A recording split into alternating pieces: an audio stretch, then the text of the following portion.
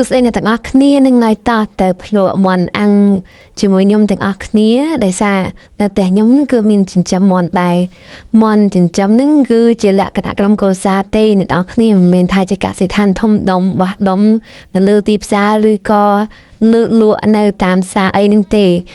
ហើយមន់នឹងគឺចិញ្ចឹមទុកហូបម្ដងម្កាលយូរធ្វើមកហូបម្ដងមាននេះគឺម៉ាក់ខ្ញុំគាត់បានជ្រើសមុខម្ហូបមួយគឺមន់អាំងនឹងឯងដោយសារតែមួយទៀតនៅហូបតែប្រភេទសាឡារៀងរាល់ថ្ងៃដែរអញ្ចឹងក៏ចង់ដូរមុខម្ហូបម្ដងដើម្បីញ៉ាំទៅឲ្យប្លែកមកទៅបើសម្រាប់ខ្ញុំតើវាជាបែបអាហារក្រៀមក្រៅអាហារស្ងួតទៅជាប្រភេទអាំងជៀនដុតបំពងអីហ្នឹង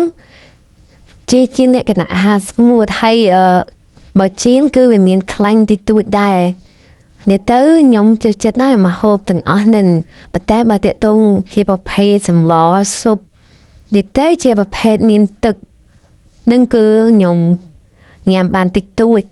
អាចញ៉ាំបានដែរប៉ុន្តែមិនញ៉ាំបានច្រើនដូចជាប្រភេទអាំងអញ្ចឹងណា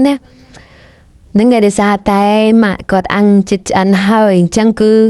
ចាំប្រហែលមួយសន្ទុះទៀតគឺបានញ៉ាំជុំគ្នាបើនិយាយពីស្ថានភាពអ្នកកាន់កាមេរ៉ាវិញគឺលើកំពុងតែគោពោះខាមែនទែនហើយពីព្រោះតែតបមិនជាប់ជាមួយនឹងក្លិនឈ្ងុយឆ្ងាញ់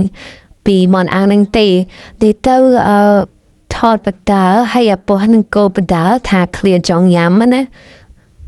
បើសិនជាកុំជាប់ថតបើតែនឹងប្រហែលជាលួយផ្លូវមន់ម៉ាក់ទៅញ៉ាំមួយនៅគៀនផ្ទះបាដី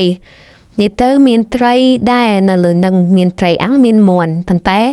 ខ្ញុំច្រោះយកមន់ហើយដោយសារខ្ញុំចូលចិត្តញ៉ាំសាច់ជាជាង